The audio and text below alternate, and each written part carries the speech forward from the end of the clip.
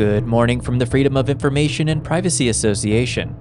I'm Patrick Farnsworth, and this is your Access and Privacy Online News Summary for Saturday, January 17th. We're starting the year with a heavy focus on access to information and what happens when transparency fails or is actively resisted. This week, access requests uncovered troubling gaps in domestic violence prosecutions in Nunavut, reveal why a Parks Canada boat ban blindsided communities in Manitoba, and expose how billions of public dollars tied to Brampton's electric bus plans remain almost entirely redacted. We'll also look at growing privacy concerns, from Manitoba's new digital ID wallet to failures in protecting tenants' personal information, and whistleblower-driven stories involving police misconduct and university governance. Then we turn south, where the Trump administration is again testing the limits of federal power, using funding threats, data demands, and political pressure in ways that raise serious privacy and democratic concerns. And finally, from CES, a cautionary look at how AI-powered consumer devices are collecting more personal data than ever, often with little oversight. All right, let's dive in.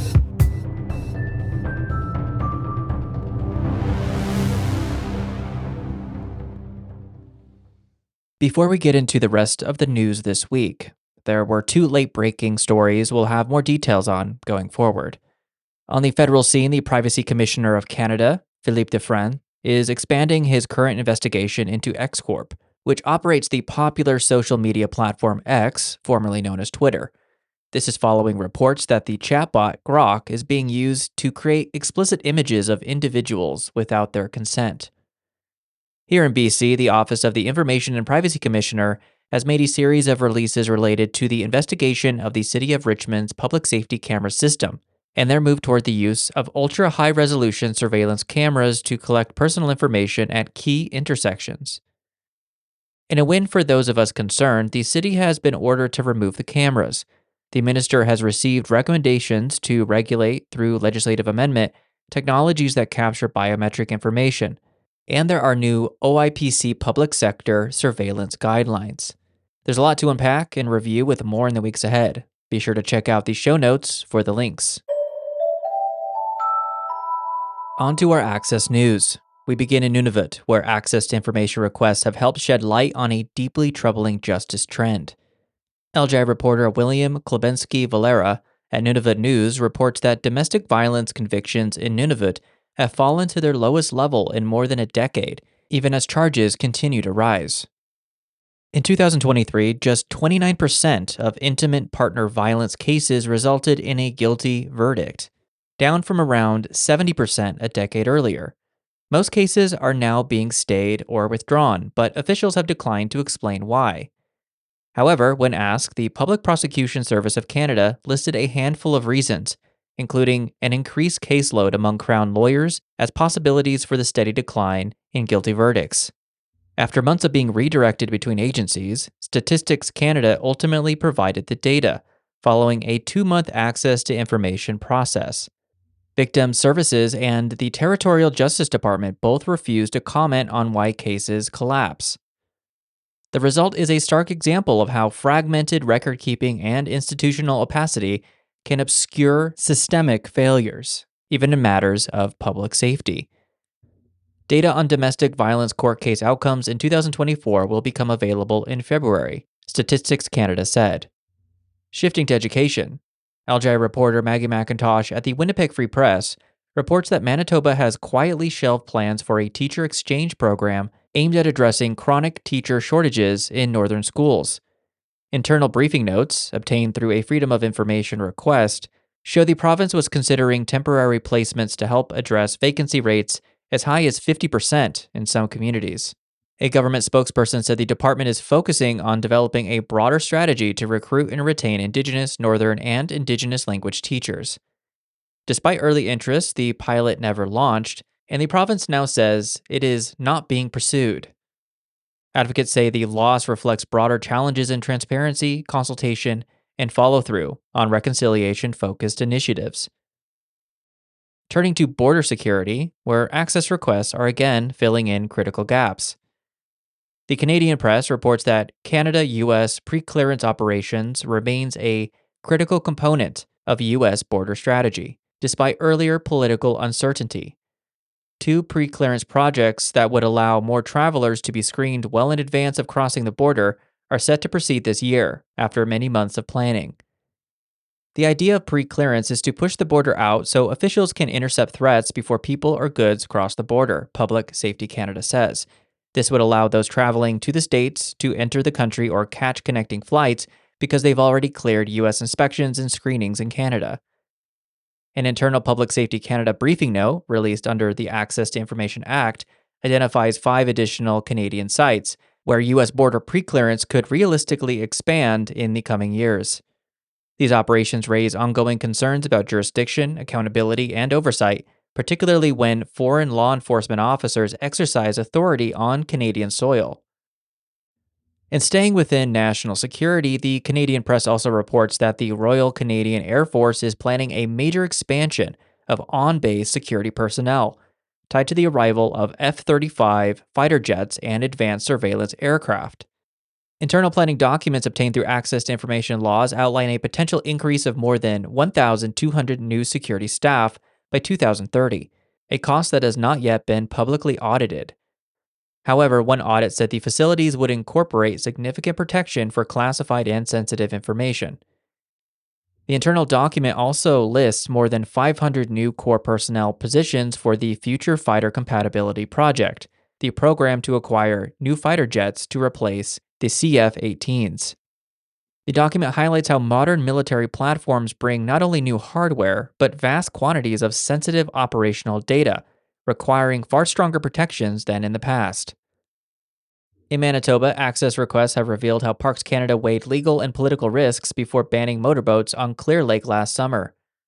LJ reporter Connor McDowell at the Brampton Sun reports that internal briefing notes, released under access law, show officials anticipated backlash from businesses and cottagers, but also feared legal action from the Kisi-Kowenen Ojibwe First Nation over potential impacts on treaty-protected harvesting rights. Internal documents show Kisi-Kowenen had argued that if boats quickened the spread of zebra mussels, it could make Parks Canada responsible for damaging the First Nations fishery and ability to harvest. The options presented were to allow all watercraft, only non-motorized watercraft, or no watercraft. The recommendation in the note was that officials ban motorized boats for the season. Turning to Ontario, where access delays continue to have real-world consequences. LJ reporter Sanal Gupta at Canada's National Observer reports that Kashechewan First Nation has declared yet another state of emergency after the failure of its water treatment system. The local emergency began in early December when pumps at the community's water treatment plant failed, stopping proper treatment of drinking water. Later that month, equipment that handles the sewage system also began to fail, causing backups that spread into parts of the community's only health clinic during an influenza outbreak. Internal documents obtained through access to information requests show longstanding warnings about infrastructure risks, even as promised legislation, Bill C-61, the First Nations Clean Water Act, on First Nations clean water stalled and ultimately died when Parliament shut down. Other internal documents show Ottawa continues funding major on-reserve infrastructure projects, including water and wastewater systems. Community leaders say repeated studies have replaced action, leaving residents in a permanent state of crisis, a familiar pattern where transparency exists on paper, but accountability does not. And finally, in this segment, a reminder that access issues don't stop at the federal level. LJ reporter Rebecca Diga at Town and Country News reports that a recall campaign in Grand Prairie is raising alarms after being denied public-facing space in city-owned facilities. A city booking coordinator confirmed by email that kiosk space was available, but a couple weeks later, access to a kiosk was denied for unspecified reasons, and closed meeting rooms were offered as an alternative. Campaign organizers say access decisions were delayed, undocumented, or governed by unpublished rules, forcing them to file both access to information and personal information requests just to understand who controls public assets. The campaign is calling for clear written rules governing access to city-owned facilities, written decisions when access is denied, and public accountability when authority over public assets is delegated to third parties. The case highlights how opaque deregulation of authority can quietly undermine democratic participation, especially when timelines are tight and explanations are scarce. Now to Canadian privacy. We start this segment in Manitoba, where the province is rolling out a new digital wallet for government issued identification. The Canadian press reports the wallet will initially store health cards, with plans to expand to other government documents. The province says participation is voluntary and that users control what data they share. The Manitoba digital wallet is aimed at operating like Apple or Google digital wallets that come with mobile devices, except it will be issued by the Manitoba government. It also says the government will not be aware when someone uses the wallet unless the person uses it at a government agency. Digital ID systems inevitably raise questions about function creep, data retention, and secondary use, particularly once multiple agencies begin relying on a single platform. In Newfoundland and Labrador, a whistleblower-driven story continues to unfold at Memorial University. LJ reporter Justin Brake at The Independent reports that student and faculty unions are calling the departure of the university's first provost of equity, diversity, and inclusion an institutional failure.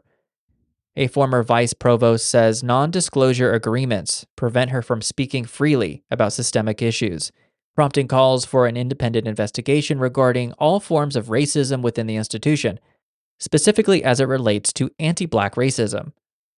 However, the former vice provost of equity, diversity, inclusion, and anti-racism did say she left because there wasn't a shared understanding of what striving for equity, diversity, and inclusion in the university community means. The case highlights how confidentiality provisions, while protecting personal information, can also limit transparency and accountability in public institutions. In Brampton, privacy failures intersect with housing conditions. LJ reporter Mohammed Hamza at The Pointer reports that tenants in a deteriorating apartment building discovered their personal files left unsecured in an unlocked management office. Names, banking information, and employment details were reportedly accessible to anyone walking in, compounding already serious concerns about heat, water, and safety. While a counselor was visiting the site, there was no supervisor in the building. It was also reported the only way to reach the property manager is through a number listed on the notice board at the entrance area, and upon calling, they do not respond right away. The executive vice president of Drake Property Management did not address the unlocked office when addressing what was being done about the other issues such as the sanitary and safety conditions. The incident underscores how basic privacy safeguards often break down alongside broader regulatory failures. Staying in Manitoba, a Winnipeg police officer's sentencing has renewed focus on internal accountability and whistleblowers. The Canadian press reports the former officer pleaded guilty to selling drugs, obstructing justice, and photographing a deceased woman while on duty, an act described by prosecutors as unprecedented in Canadian policing. An internal probe was conducted, including audits, analysis of GPS data, surveillance by RCMP, and the searching of his cell phone. There was also a staged event in which the former officer seized a backpack with narcotics, cash, and cigarettes that belonged to an alleged criminal. In total, 4 officers were arrested on various charges. The case came to light only after other officers raised concerns, a reminder of how internal reporting mechanisms and robust whistleblower protections remain essential to public trust. Ending this segment on a more hopeful note, LJ reporter Caden Brayshaw at Livewire Calgary profiles Focus, a Calgary-based app designed to help users build healthier phone habits. The app is free, open source, and intentionally avoids collecting personal data, a rare example of technology built with privacy by design rather than retrofitted safeguards. Currently, Focus's only true cost is the annual developer fee, which keeps the app on the Apple App Store. The app uses inconveniences to deter you from using social media and other apps of their choosing. The chosen apps can then only be unlocked by scanning a preset barcode, NFC tag, or a manual unblock, depending on the profile.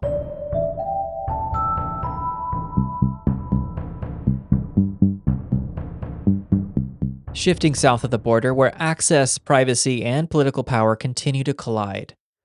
This week, multiple U.S. stories show the Trump administration using funding, data demands, and legal pressure in ways that raise serious civil liberties concerns.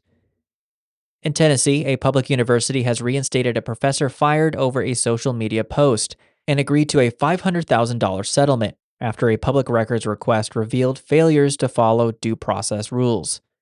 The professor had posted the headline of a 2023 news article reading, Charlie Kirk says gun deaths, unfortunately, worth it to keep Second Amendment, 2 days after his death. This led to Republican U.S. Senator Marsha Blackburn of Tennessee posting a screenshot of this to social media and tagging the university. The university president has since apologized and has committed to ensuring that due process and fairness are upheld in all future actions. Meanwhile, the U.S. Justice Department is suing Arizona and Connecticut to obtain detailed voter data, including dates of birth and partial Social Security numbers, prompting bipartisan warnings about privacy violations and misuse of personal information. The department sued for failing to comply with its requests. Totaling 23 states, the department is sued to obtain the data, including the District of Columbia. Most of the lawsuits target states led by Democrats, who have said they have been unable to get a firm answer about why the Justice Department wants the information and how it plans to use it. At the same time, Trump is threatening to cut federal funding to states and cities with sanctuary policies, and has already targeted childcare, health, and social service funding in several Democratic-led states, actions now tied up in court. The move is to try and force states into complying with his administration's immigration policies. On top of that, the U.S. Department of Health and Human Services said it had frozen money for California, Colorado, Illinois, Minnesota, and New York in the Child Care and Development Fund to root out fraud. In Colorado, the state's attorney general has accused the administration of a revenge campaign, alleging federal funds are being withheld to pressure the state into releasing a convicted election official. The official, Tina Peters, was convicted of orchestrating a data breach driven by false claims about fraud in Trump's 2020 election defeat.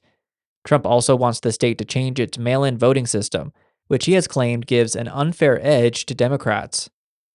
Trump has also given Peters a pardon, even though she committed a state crime, which he does not have the power to pardon. And finally, a $400,000 windfall on a political prediction market, placed just hours before the surprise abduction of Venezuela's head of state by U.S. Special Forces, has renewed scrutiny of loosely regulated betting platforms, anonymous trading, and the potential for insider information abuse. While the companies running the platforms collect personal information of their users to verify identities and payments, most people can trade under anonymous pseudonyms online. Critics stress that the ease and speed of joining these 24/7 wagers leads to financial losses every day, particularly harming users who may already struggle with gambling.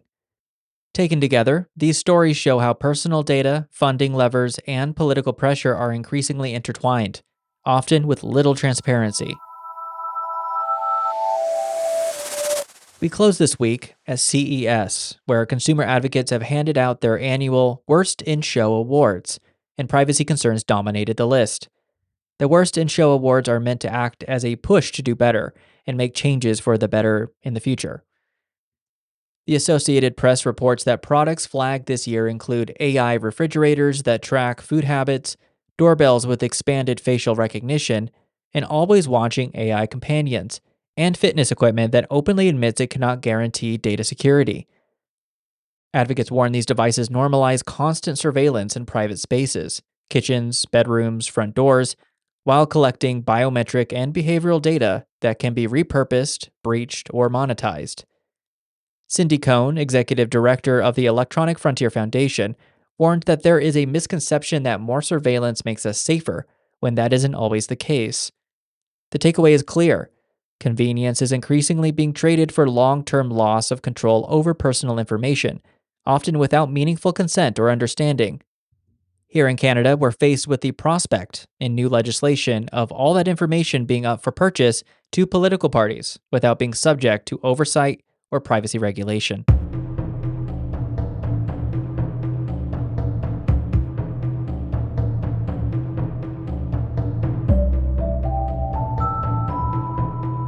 As always, we hope today's stories help you stay informed about the evolving challenges around privacy, information management, and public transparency. A quick reminder, Bill C-4 is moving towards second reading in the Senate. It's not too late to contact your senator or member of parliament. To help us keep this podcast going, consider subscribing through FIPA News Monitoring, or make a donation. Our writer is Sean Fisk. Original music is brought to you from the mysterious Breakmaster Cylinder. I'm Patrick Farnsworth. Thank you so much for listening. Stay safe and stay informed.